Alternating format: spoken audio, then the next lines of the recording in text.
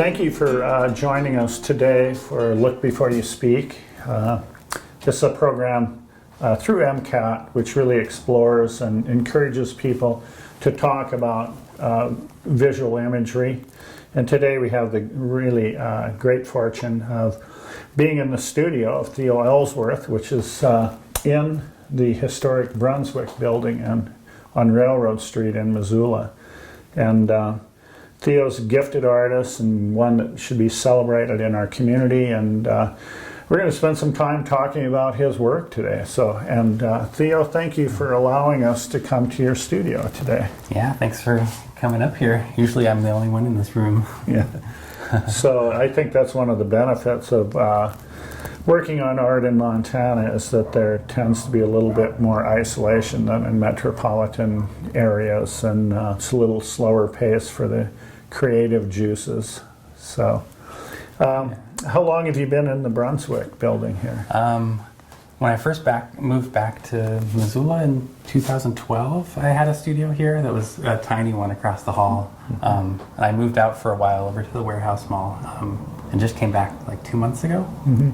Yeah. And just looking at your art career, can you talk a little bit about that? Maybe how you got into it, and how it's progressed. Maybe how you look back on how it started and how your career has changed over the years.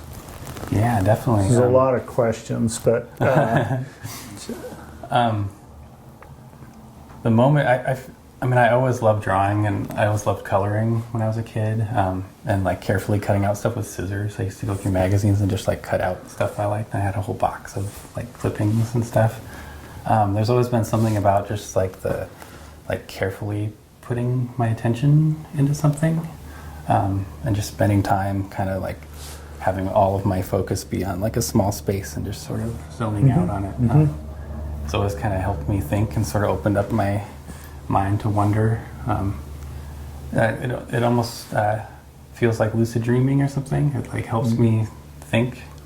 It was in high school when I really got on the trajectory that I feel like led to now. Just kind of doodling on the sides of math assignments, and it sort of drawing became like this important kind of tool for me, where it felt like a space where I could completely be myself, where it didn't feel like as free of a world outside, but like if I sat down and just drew something, I felt like I could sort of like function the way that felt most natural to me. I've noticed, and I should mention that we're friends and had worked on an exhibition in the past together. Yeah. And one of the things that I've noticed is that your imagery tends to be connected to a story or a character, or that there's an underlying narrative that seems to inspire what you're doing. Yeah, definitely. That's what led me to start making comics and like graphic novels and stuff. Ever since I got really into just doing like stream of conscious kind of drawing, I would notice there'd always be these kind of recurring symbols or different things that would want to come out, and I wouldn't always understand them. It sort of felt like I was trying to decipher a dream. Like there was always all this stuff in my work that I had no idea. Can we look at an example of that somewhere in here? Or? Well, these are all new pieces I'm working on for a show that's coming up. So they're all still in black and white. So you'll add color to these, or? Yeah. Oh, okay. Yeah. And how does that work? I'm sorry for maybe it's a naive question, but so you have a black and white, and are those on plywood? Yeah, you can see here's some various stages you can see over here. It's like I cut out the pieces with a scroll saw, and I never really know what they're going to be exactly. It's more just like a shape that feels satisfying. Like I know this is going to be some kind of architectural structure with legs, and this will be some kind of creature with a house on his back. But the details will kind of come out. You put a ground or surface on these? Yeah. So this is the next phase is I lay down paper on it and press it, and then I use an X-Acto knife so it fits perfectly. Okay. And you put adhesive on there? Yeah. Okay. Yeah. And then the next stage is to just sit with them and see what wants to come out. Wow, that's And then the amazing. final stage is I color them and then put varnish over the whole thing. Yeah. Very cool.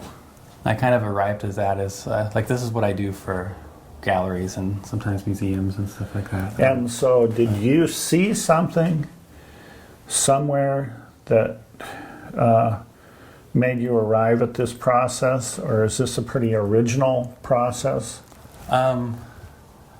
It kind of started with being sick of framing stuff and like cleaning glass. So like it resolves a presentation. Yeah, like I was just constantly like hunting down frames and trying to clean the glass and that kind of stuff. And then I was finally, I don't even remember how I arrived at that, but I think I had seen a scroll saw somewhere and I was like, oh, I could just cut out stuff. And I felt like it then made it something totally different from my illustration or working on comics.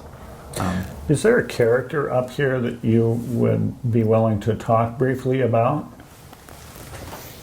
Let's see.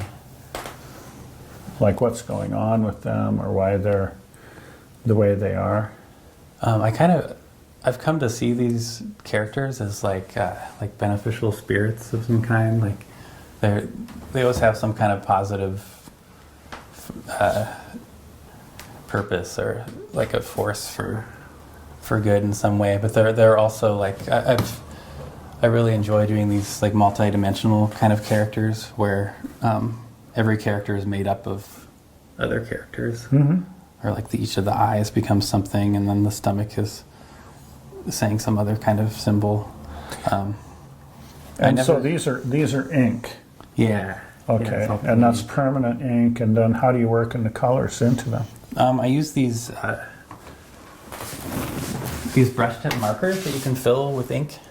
Oh, So these are all. and those are permanent. Yeah. So these are they're like brush tip, and then I can pour ink. I have bottles of ink that I can pour inside. Wow. So it's So- all waterproof, and then I varnish over the whole thing after I'm done. And then, so as you're working on these, and you've developed all these techniques, and it allows you the flexibility that you want and creating what you want. And, I can't think of an artist that works like this. So it's kind of a unique expression. I think that's really great. Oh, well, thanks. And I think it also reveals a lot about your emotion and your willingness to open up your mind and your emotion to people and sharing these. So that's just an observation. Oh, cool. I definitely like to let the art kind of have its way, Like my only real rule for myself is I try to never hesitate and I try to never hurry. I just try to let it come out at the pace that it wants to, and I feel like it's at its best when I'm surprised by it. I just kind of let myself relax and let my hand move. And you have, you have several books out. I do, yeah. And do you have them in here in the studio anywhere? Yeah. Actually, this is the book that just came out. It's not even released yet. Oh. And it's an entirely wordless comic. Okay. That was published in Latvia. Oh, wow. And so where is your publisher at? They're based in Latvia.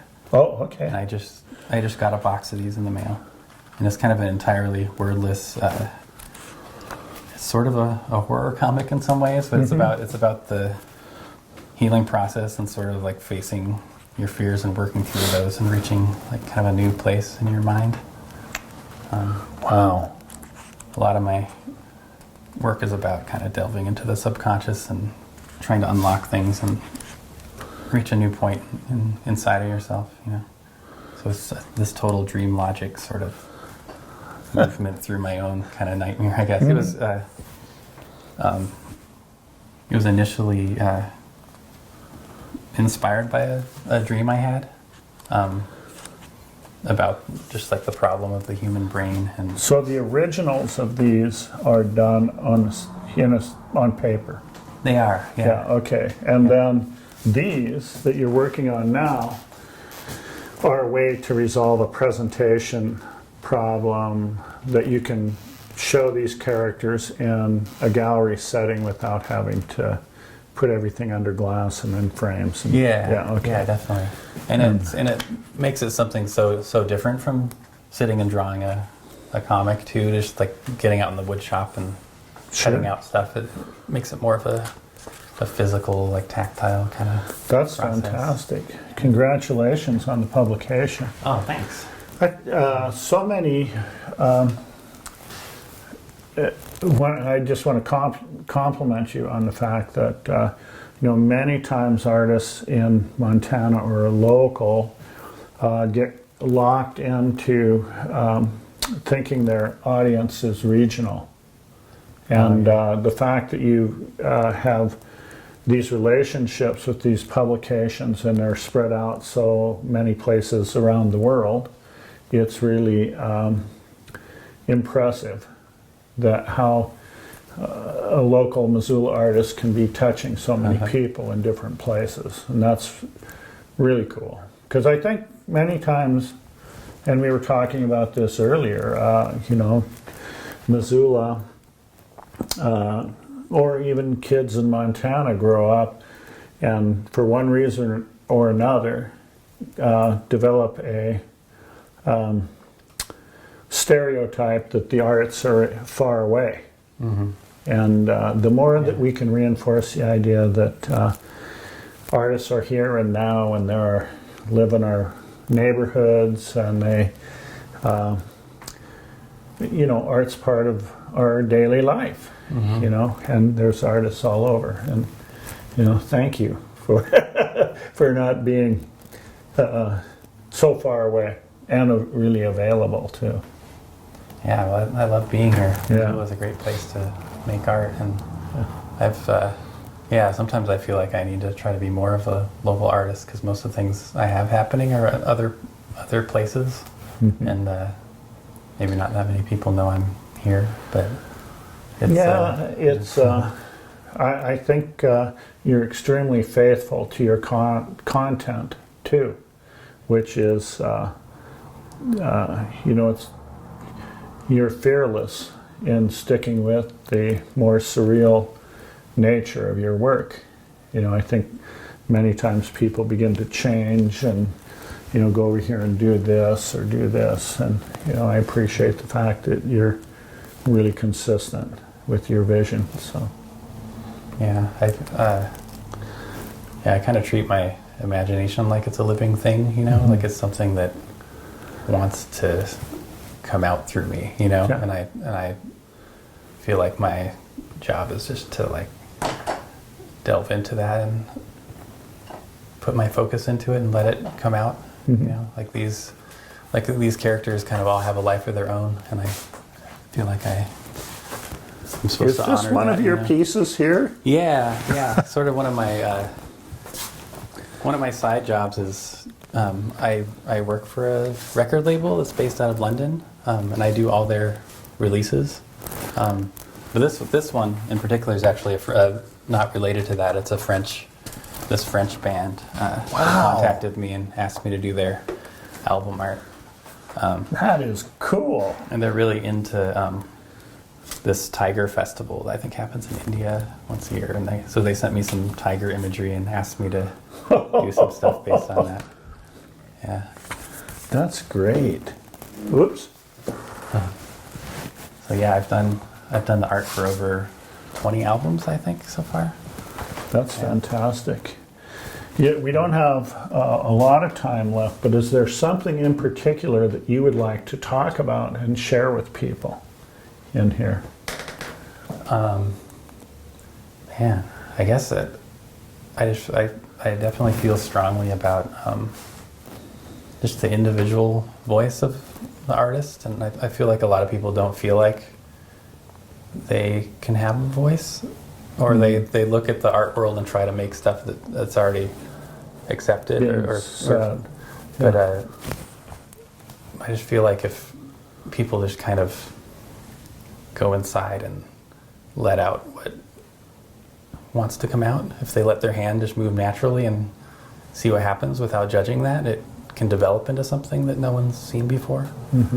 I feel like there's art inside of everyone that wants to come out, and I think it's hugely beneficial on a personal level when people allow themselves to go into that kind of unknown territory and follow through with a creative process that might seem like an alien experience.